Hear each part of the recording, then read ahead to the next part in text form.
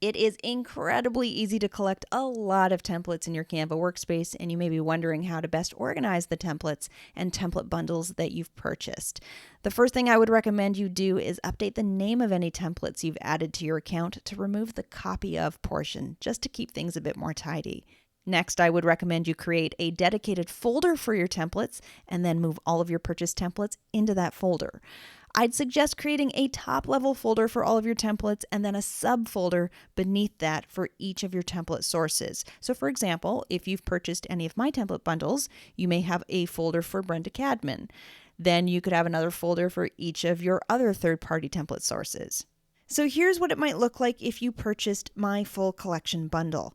A top-level templates folder, a subfolder for Brenda Cadman, and then within that folder, you may have a folder for each of the bundles.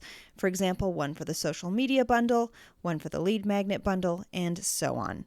And then your templates can live inside of their relevant folder. Once you've organized your templates into their respective folders, there is one more step I'm going to recommend to ensure that you can easily make a copy of a template anytime you need to in the future without worrying that you might accidentally overwrite the original.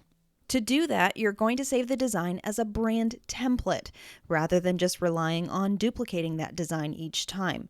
Note that you do need to have a Canva Pro account in order to save a design as a brand template.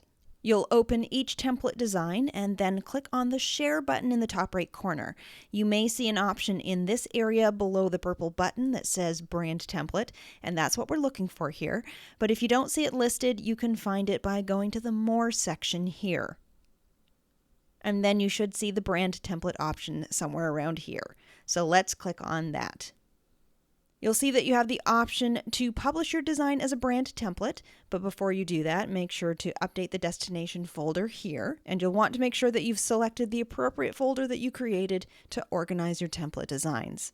I'm going to select the appropriate folder and then I'll publish the template.